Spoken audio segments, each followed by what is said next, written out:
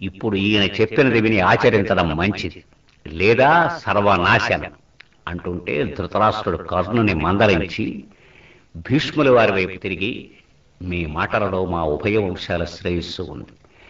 లోక కళ్యాణ కాంక్షాపరులైన మీరు చెప్పినట్టు వినడం మంచిది.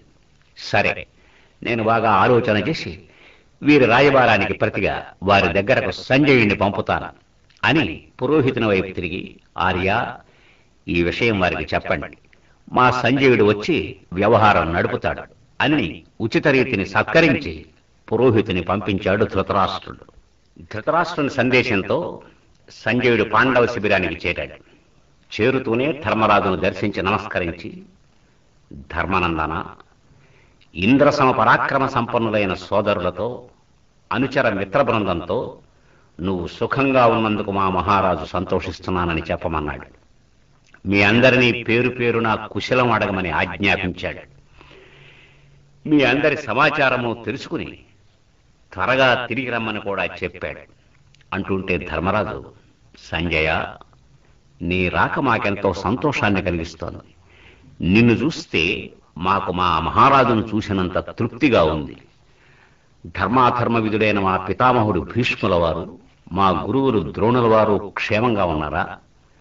శీల సంపన్నుడు మహాయోధుడు అయిన అశ్వత్థామ నివసించే దేశంలో ధనుర్ధారులకు గౌరవాదరాలు చక్కగా సాగుతాయని నాకు తెలుసు. తన మంత్రాంగంతో దుర్యోధనుని నడిపించే కర్ణుడు కుశలంగా ఉన్నాడు కదా? వేదవేదాంగవేత్తలై లోక కళ్యాణకాంక్షతో సత్క్రతువులు సాగించే విప్రశ్రేష్ఠులను మా దుర్యోధనుడు గౌరవిస్తున్నాడా? వారికిచ్చిన అగ్రహారాలను యథేచ్ఛగా అనుభవిస్తున్నాడా? విద్వాంసులకు దానం చేస్తే ఈ లోకంలో కీర్తి, పరలోకంలో సుఖప్రాప్తి ఉంటాయని మరిచిపోవడం లేదు కదా వాడు. దేశంలో చోరభీతి, శత్రుభయం కలిగినప్పుడు అక్కడి వారు మా నకుల సహదేవులను స్మరిస్తున్నారా? సంజయ, మంచి మాటలతో దుర్యోధనుడు దారికి వస్తాడంటావా, లేక మరొక మార్గాన్ని మేము అనుసరించవలసి ఉంటుందా? అనగా సంజయుడు, ధర్మానందన, నువ్వు అడిగిన వారందరూ కుశలంగా ఉన్నారు. ఇక దుర్యోధనుడు మీరు విద్వాంసులకిచ్చిన అగ్రహారాలను స్వాధీనం చేసుకుంటాడని ఎందుకు అనుకున్నావయ్యా? ఆయన పరిజనులలో సజ్జనులు ఉన్నారు, దుష్టులు ఉన్నారు, అది విషయాంతరం. మీ విషయంలో వారు అన్యాయంగా ద్రోహబుద్ధితో ఉన్నారు, అది అంగీకరిస్తారు. మీరు వారి యందు సద్భావంతో ఉన్నారు, దాన్ని కాదనడం లేదు. కానీ మీ వంటి వారిని హింసించడం అనేది ఏమాత్రం న్యాయం కాదని మా ధృతరాష్ట్ర మహారాజును లోకమంతా నిందిస్తూనే ఉంది. అయితే తనకు తానే ఆయన తన కొడుకులకు దుష్టబుద్ధులు బోధించడం లేదు. వారి చెడు తలుపులు విని విచారిస్తూనూ ఉన్నాడు, కానీ ఏమీ చెయ్యలేని దశలో ఉన్నాడు. భవిష్యత్తు ఎలా ఉంటుంది అనేది ఎవరూ గ్రహించలేరు కదా. నీ వంటి సత్పురుషుడు ఇన్ని క్లేశాల పాలవుతాడని ఎవరనుకున్నారయ్యా? మా మహారాజు శాంతినే కోరుతున్నాడు. కురువంశ శ్రేయస్సును కాంక్షించే దృష్టితో ఆయన 2 మాటలు మీకు చెప్పమన్నాడు.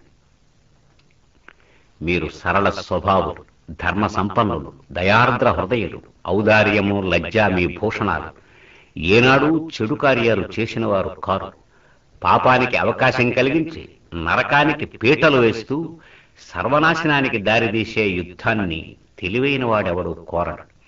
సజ్జనులుగా కీర్తి పొందిన మీరు యుద్ధానికి సుముఖంగా ఉంటారని నేను అనుకోవడం లేదు. సాత్యకి, కృష్ణుడు, ద్రుపదుడు, చేకితానుడు వీరందరూ మీకు సాయంగా ఉన్నారు. ఈ దశలో దేవేంద్రుడు వచ్చినా మిమ్ము ఎదురించి నిలువలేడని నేను ఎరుగుతుంది.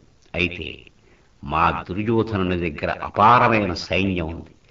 వారిని జయించడం సామాన్యం అనుకోకండి. అయినా జయాపజయాలను ఎవరు నిర్ణయించగలరయ్యా? వయోవృద్ధులు ద్రుపదుల వారు, లోకజ్ఞుడు వాసుదేవుడు ఉభయులు ఇక్కడ ఉండడం నాకు చాలా సంతోషంగా ఉంది.